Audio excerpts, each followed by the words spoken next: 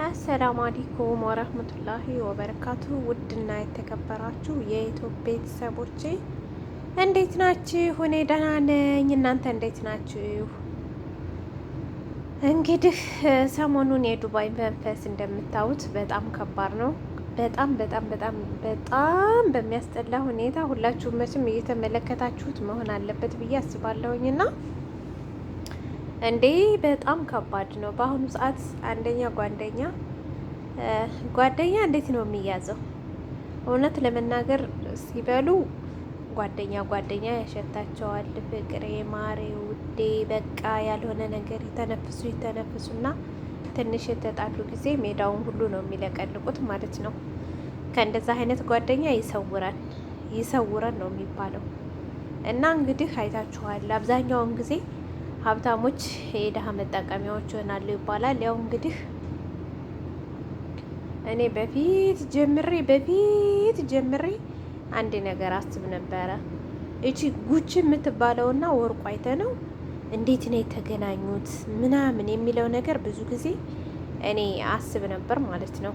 እና አይታችኋል እንግዲህ ብዙ ጊዜ ጋሽ ወርቁ አይተነው እንደዚህ ብሏል፣ ጋሽ ወርቁ አይተነው ቃል ገብተዋል፣ ጋሽ ወርቅ አይተነው ነው እንግዲህ ካያችሁ ማለት ነው። ሶሻል ሚዲያ ላይ ሁላችንም እንውላለን፣ ሁላችንም እናያለን ማለት ነው። እና እንግዲህ እሷ ያው እኔ እንጃ ከእሱ ጋር የምትመጥን ሰው አይደለችም፣ እንደ ጓደኛም አይደለችም። ነገሩ አላውቅም። አንድ ሰው ማውራትም የሚችለው ያየውን ነገር ነው እንጂ በስነ ስርዓት ዝም ብሎ እኔ በአይኔ ያላየሁትን ነገር ማውራት አልችልም። ግን ያሳፍራል። በዚህ የወረዱ ማለት ነው የወረዱ ማለት ነው። በጣም ነው የሚያስጠሉት። እንዴ እኔ አንደኛ የማወራውን ነገር ጓደኛም ሆነ ማንኛውም ሰው ሲቀርበኝ አንድ ሰው ለምንድን ነው የቀረበኝ ማለት አለባችሁ፣ መጠራጠር አለባችሁ። ሁለተኛ ደግሞ ሰውም ሲወድህ ለምንድን ነው የወደደኝ፣ ሰውም ሲጠላህ ለምንድን ነው የጠላኝ መባል አለበት። እንደገና ሲቀጥል ይቺ ሳራ የምትባለው ትልቋ ሴትዮ እውነት ለመናገር እኔ እንጃ ብቻ አሁን እሷ አገሯ ገብታ እንደ ማንኛውም ሰው ቁጭ ማለት ማረፊያዋ ጊዜ ነው እንጂ እውነት እሷም ታሳዝናለች። ይብልጥ ደግሞ ችግር አለባት። አሁን እሷ ችግር ያለባት ሚስጥር እንዳይወጣብኝ ብላ አንበሳ ያወረደችው ለምንድን ነው?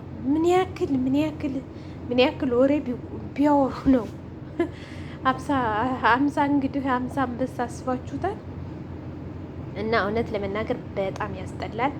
በእነሱ የተነሳ እኛም ጓደኛ እንዳይኖረን ሊያደርጉን ነው ማለት ነው። እንዴ እኔ ለራሴ በጣም ነው የፈራሁት።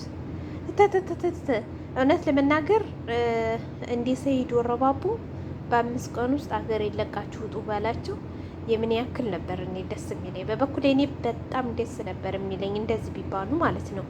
እዛ ዱባይ ላይ ትዘፈዝፋለች ለለለለለለ የ5 ብር የ10 ብር ልብስ ይዛ እያንዳንዷ ትወዘፍና ነነነነነነነ እንዴ በቃ ሀበሻ ሲበዛ ጉድምን ጠነዛ የሚባለው ሀሰት የለውም። እንደገና ደግሞ ሁልጊዜ ጫጫታ በቃ ሂሳባቸው በጫጫታ ቢዝነሳቸው በጫጫታ በቃ በጫጫታ ካልሆነ በጣም ከባድ ነው እንዴ።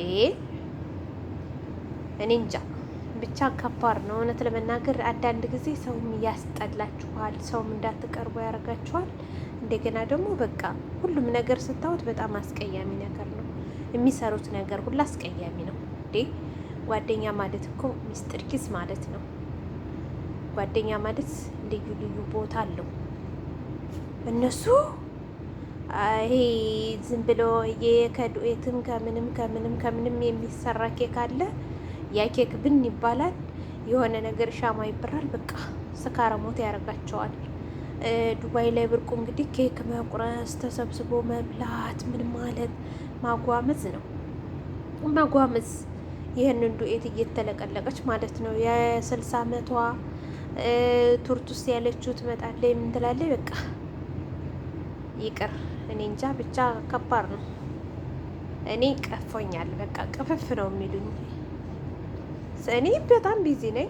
ስራዬን ስጨርስ ራሱ የራሴን ቢዝነስ እንዲሰራ ነው እንጂ የምፈልገው እነሱን እውነት ሂጄ ፈልጌም አይደለም ማመጣቸው፣ ግን አንዳንድ ጊዜ አለ የሁላችንም ጀዋላችንን ዞር ዞር ብለን ስናየው በቃ ይመጣል።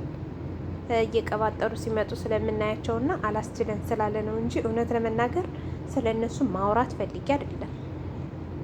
እንደገና ደግሞ ቆሽሽ ያሉ ቆሻሾች ስለሆኑ ነው እንጂ ሁላቸውም በእርሜያቸው እዛው ይባላሉ። እዛው ነገ ጧት ደግሞ ይቅርታ ይቅርታ ይቅርታ ይቅርታ ይባባሉና ማለት ነው በአንዱ ቤት ይሰበሰባሉ። ይቅርታ ይቅርታ ይቅርታ ይባባላሉ።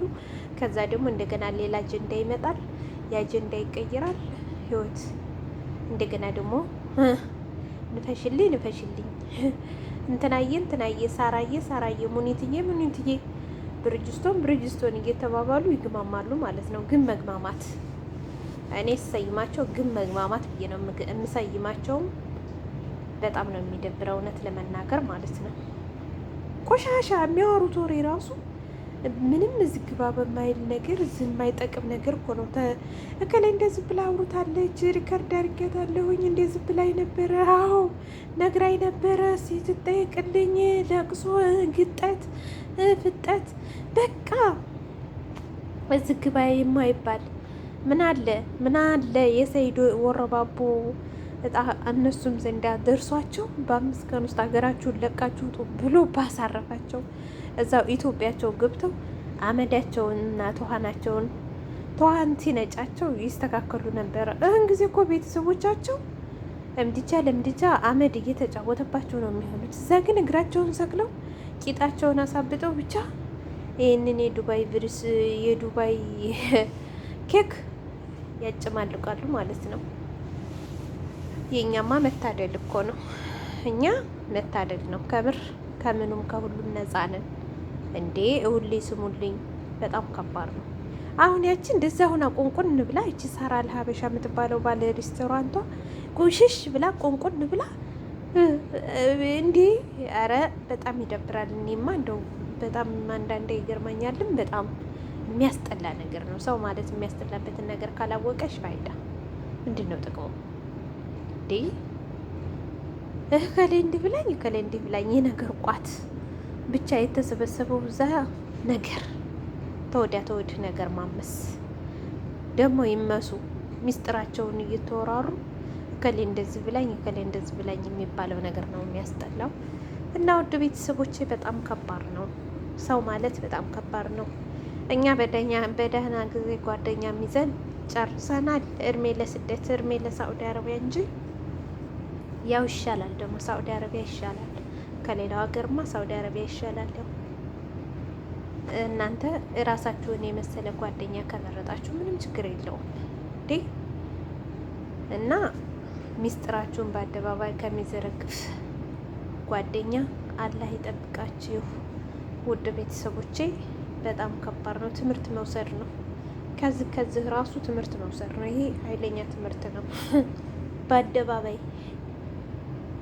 በአደባባይ ስራ ነው የሚሰራው። ስራ ዘመቻ ነው እንጂ የዚህን ያክል አንድ ባለ ሀብታም አግኝተን አንድ ባለ ሀብታም አየን ብለው እንጥጥል እሱ ራሱ ጥፋተኛ ነው። ከሴት አዳሪ ጋራ ከሴት አዳሪ ጋራ ንግግር ባያደርግ ደስ ይላል እንዴ። ሰው ጓደኛውን ነው የሚመስለው የሚባለው በምክንያት ነው። ይሄ ነገር እንዳይመጣበት እሱ ራሱ ቢጠነቀቅ ጥሩ ነው እንዴ። በቃ እናንተ እንደ ጓደኛችሁን መምረጥ አለባችሁ። ከዚህ ቀደም አይታችኋል። ታንኩሩ የደሴው ልጅ እሱ መኪና ሲሸልም በማንም በኩል ነው?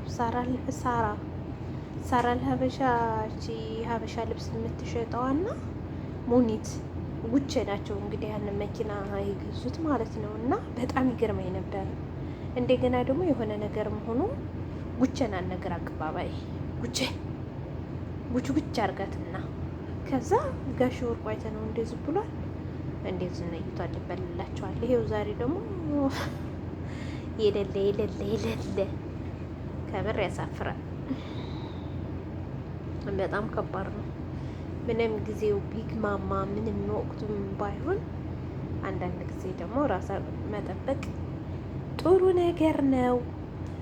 ጓደኛችሁን ምረጡ። ይብላኝ ጓደኛ ለሌለን ከመዳም ቤት ከሀማም ከመጥበህ ለምንለው ማለት ነው። ከሀማም ከመጥበስና ወደለድል ለምንውለው ይብላኝ ዩቱባችን ነው የኛ ጓደኛ። እርግጠኛ ነኝ ዩቱባችን ስራችን በቃ በስራችን ቢዚ ከሆን ከሁሉም ነገር እንትን እንላለን። ውድ ጓደኞች የቪዲዮ እንደወደዳችሁት ላይክ ሼር አድርጉ እሺ።